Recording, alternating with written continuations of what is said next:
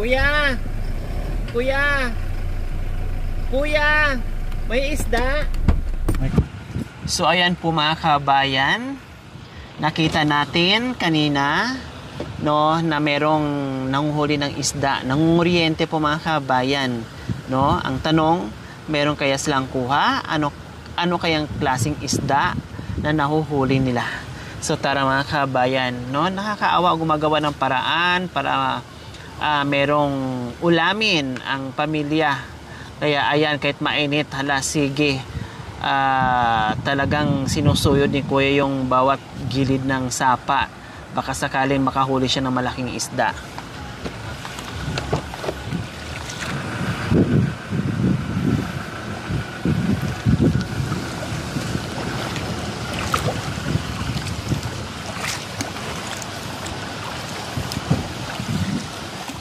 Hi Kuya!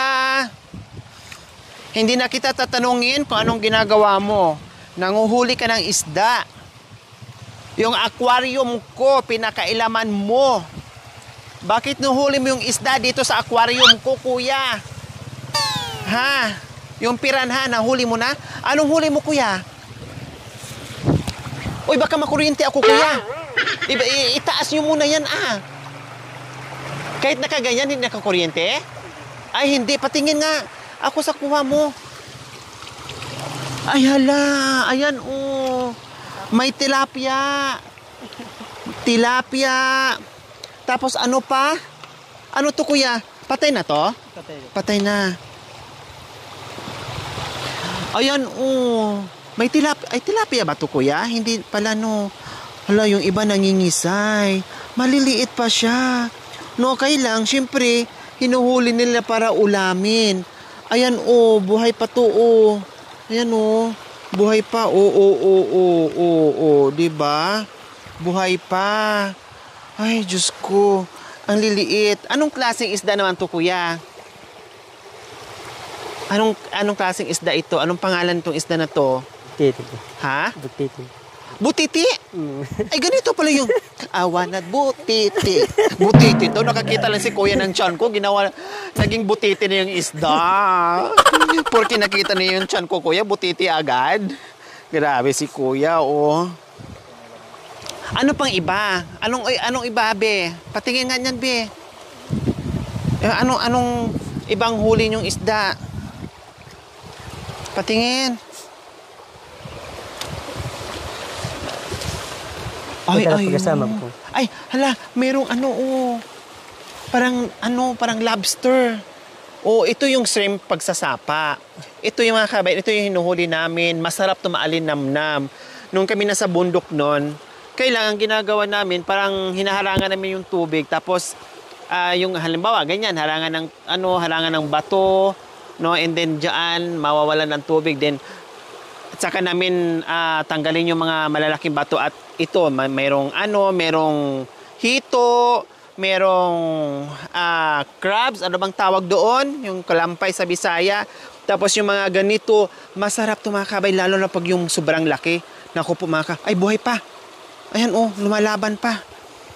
Sobrang sarap to mga kabayan. Paano nyo nalalaman, Kuya, na may isda? Basta sige lang kayo sudsod? Sudsod? Ha? Sige, subukan nga natin, Kuya. Ilagay mo doon. Saan ba yung ano mo? May kuryente din yan? May kuryente po. Ha? Oo. Ah, meron din. Pati yan? Oo. Uy, baka makuryente ako, Kuya. May malaking butiti. Mas malaki pa dyan.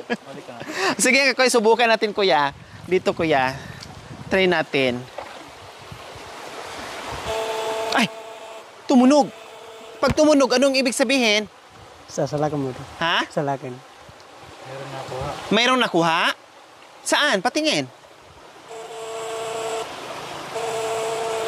Ay, pinipindot. Parang natatakot ako, Kuya. Baka makuryente tayo. Anong pangalan mo, Kuya? Reggie. Ha? Reggie. Ha? Reggie. Si... Reggie. Kuya Reggie. May asawa ka na? Wala po.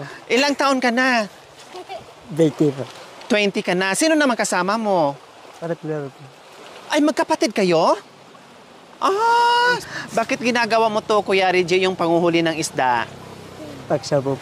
Pang? Pagsabaw. Pangsabaw. Bakit ilang kayo magkakapatid? 4 mo. 4. Nasaan si mama mo? Sila bundok. Si papa mo? Anong trabaho ng papa mo? Marot gabi. Nagtatanim ng gabi. Ikaw, buko dito sa panghuli ng isda, anong ginagawa mo? Anong ginagawa mo dito sa bundok? Walang pretty. Ito lang yung libangan mo para may ulam kayo. Akala ko, nanguhuli ka ng isda para may pangbenta ka, pero pang ulam lang pala yan. Paano pag marami kang kuha? Minibenta mo din? Or kain lang talaga? Pangkain lang? Pagkain. Pangkain lang. Oo. Ayan, so tuloy-tuloy tayo sa panguhuli ng isda, pero palalim ng palalim din yung tubig. Sa paa ko, ang dami ko nang nahuling buhangin dahil nagsuot ako ng net. Ayan, nandito na. Nasala ko na yung nasala ko na yung buhangin. Oh, nangitim na yung paa ko, oh. Ay, ganyan lang, kuya.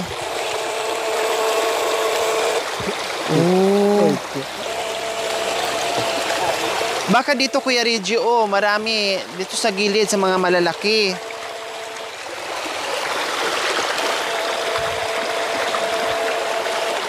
Meron na? Meron na, Kuya? Wala pa? Wala pa.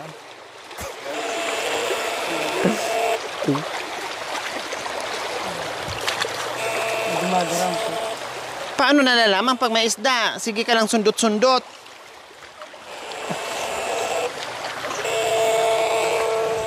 Ay, bakit di? Pag may isda, saan kakapit? Kakapit ba dyan sa ano? Kakapit. Ha? Gaganyan po. Ah, sige, subukan mo nga. Gusto ko makahuli ka para makita ko kung may ano. Ay, ayun. Ah, nakikita mo lang. Ah. Gumagaraw po. Nakita ko kanina. Ganyan lang pala pag may isda. Ayun. Uy, sayang, kuya. Nahuli mo? Oo. Wow, sige kuya, dali. Meron pala. Ay, ito kuya. Ito. Nandito meron. Malaki dyan. Dito. Kabila. Ay, kabila ko. Ano yun? Kuryente yung bato.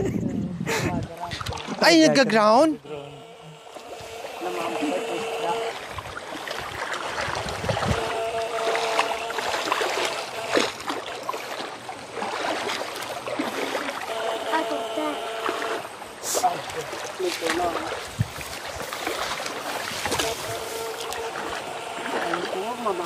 Marami?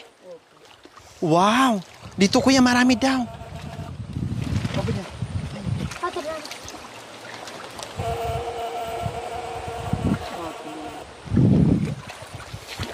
Maliliit mo.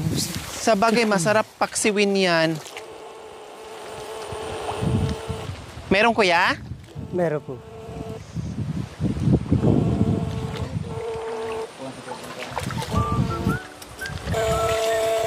Ay!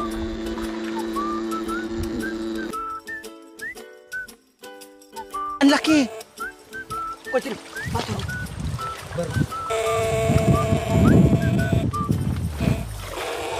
Ayun! Oh, sorry. Paano ang ingay kasi natin eh? Ano ba?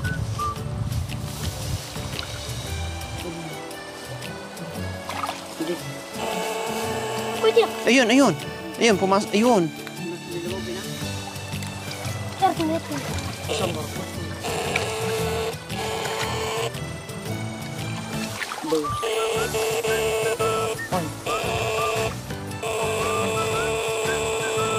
Yun.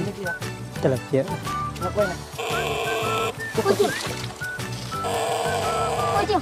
Uy, ayun. Isa bakya. Bili ka rin.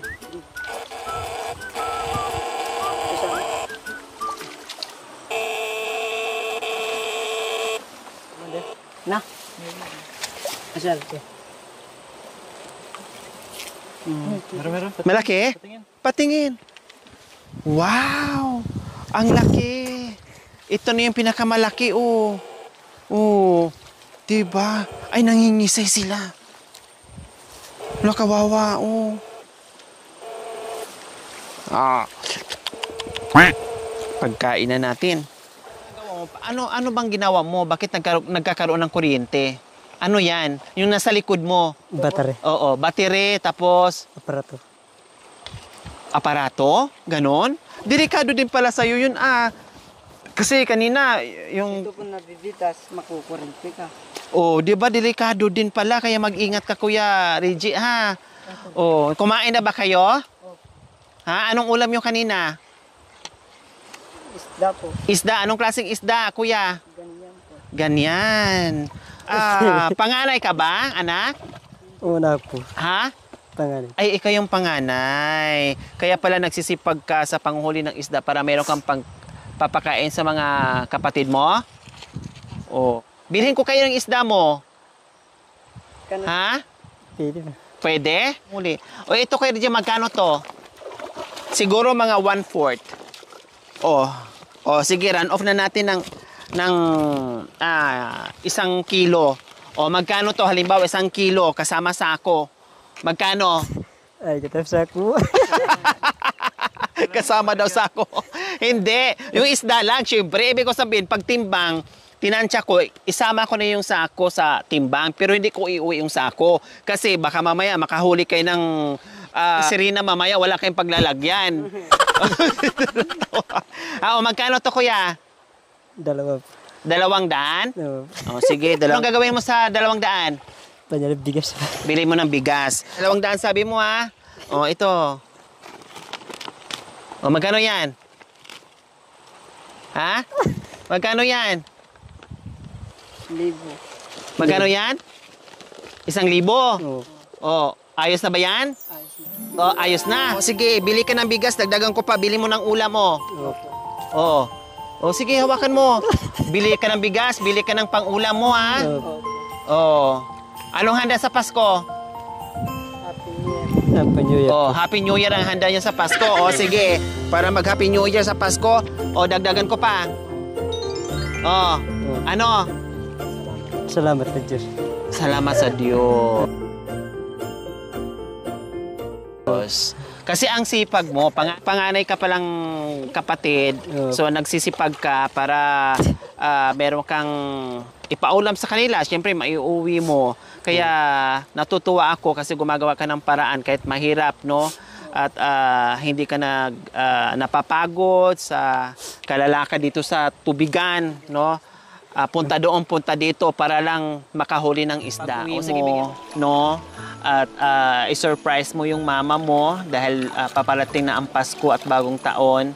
Ibili mo ng pagkain sa pamilya mo, sa mga magulang mo. Matutuwa yun. Bili ka ng bigas at pagsalusaluhan nyo sa Bagong Taon at Pasko. Ayan, tumawid lang tayo. No? Tumawid lang tayo ng sapa at meron tayong nakita, no, na nangunguryente ng isda. Kaya sabi ko, tara, babaeng ko kahit nakaganito ang itsura ko, naka-stocking ako. So ito, yung isda mo, hindi ko na iuuwi. Hindi ko na bibilhin. No? Ibalik ko to sa iyo kasi pag uwi mo mamaya, ay may uulamin na kayo kaagad dahil malayo dito ang bayan. Salamat. Maraming salamat po sa ganito ang puso. Nagpapaabot ng 3,000. Ma'am Imelda Manzano. Malaking biyaya po ito dahil meron na siyang hawak na pera para sa Pasko at Bagong Taon na kahit papaano pag-uwi ng bahay ngayon na hindi lang sasaya yung kanyang mga magulang dahil sa bitbit niyang isda, kundi lalo pang sasaya dahil may sorpresa pang magaganap mamaya at pagsalo-saluhan nila sa darating na Pasko at Bagong Taon. Kaya maraming salamat po sa ating lahat, sa ating mga sponsors, subscribers, followers, YouTube members, viewers, commentators, sa lahat po nakikiisa sa aking munting adikain. Ang dami nating napasaya. Nakita niyo po mga kabayan, ang harapan ko dito sa kabundukan, no, at kapatagan Kailugan, Kasapaan, mga kabayan, ang dami nating napapasaya dito mga katutubong ay task dahil sa pakikiisa nating lahat, dahil sa pagmamahal nating lahat, dahil pinadama natin ang Pasko at pagmamahalan, pagbibigayan ng bawat isa. Kaya maraming salamat po sa inyong lahat. Bye-bye, Kuya Rige. Ayan. Salamat teacher.